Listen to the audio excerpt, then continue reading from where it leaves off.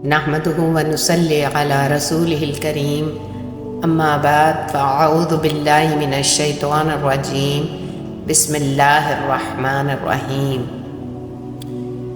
شروع اللہ کے نام سے جو بڑا مہربان نہایت رحم کرنے والا ہے۔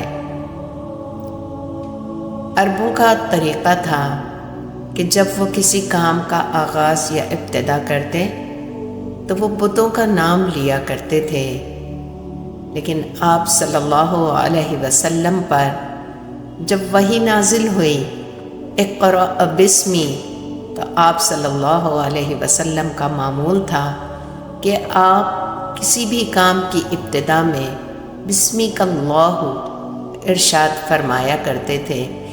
جب اللہ تعالیٰ نے قرآن حکیم کی سورہ نمل میں بسم اللہ الرحمن الرحیم اتارا تو اس کے بعد بسمک اللہ آپ صلی اللہ علیہ وسلم نے کہنا ترک کر دیا۔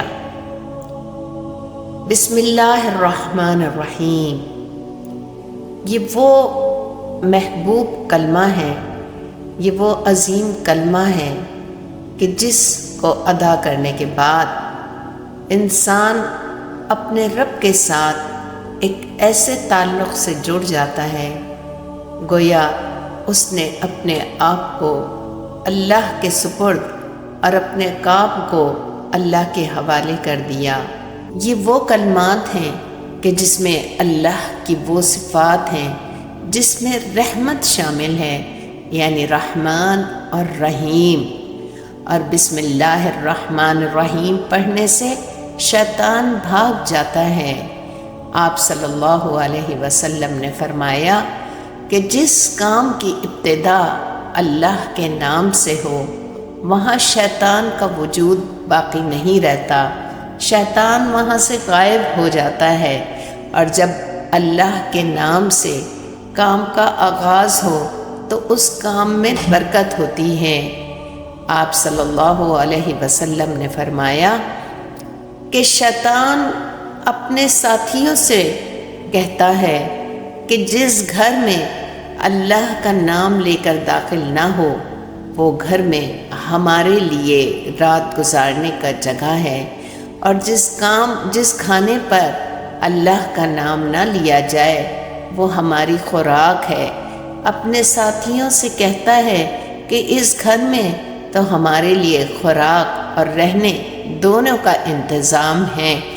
آپ صلی اللہ علیہ وسلم نے فرمایا کہ جب تم بسم اللہ الرحمن الرحیم پڑھتے ہو تو اللہ کی مدد اس کام میں شامل ہو جاتی ہے، اور جس کام میں اللہ کی مدد شامل ہو وہ کام کبھی غلط اور خراب نہیں ہوتا۔ بظاہر آپ کو وہ غلط بھی لگے لیکن اللہ اس کام میں اپنی رحمتوں اور برکتوں کو شامل کرتا ہے۔ بسم اللہ الرحمن الرحیم تو وہ کلمات ہیں جو مٹی کو سونا بنا دیتے ہیں۔ آپ صلی اللہ علیہ وسلم نے فرمایا کہ تم چراغ گل کرو تو بسم اللہ پڑھو، جب تم برتن ڈھکو تو بسم اللہ پڑھو، اور دروازہ بند کرو تب بھی بسم اللہ پڑھ لیا کرو۔ گویا ہر کام میں اللہ کی مدد کو بسم اللہ کے ذریعے اپنے ساتھ شامل حال کر لیا کرو۔ بسم اللہ الرحمن الرحیم پڑھنے والا گویا اپنی سوچ اور اپنی نیت کو اللہ کے لیے خالص کر لیتا ہے۔ جب وہ بسم اللہ الرحمن الرحیم سے کام کا آغاز کرتا ہے تو وہ اس بات کی تجدید کرتا ہے کہ وہ اللہ کا بندہ اور اللہ اس کا رب ہے۔ اس نے اللہ کو پکار کے اپنی حیثیت کا اظہار کر لیا، اپنی حیثیت کو تسلیم کر لیا۔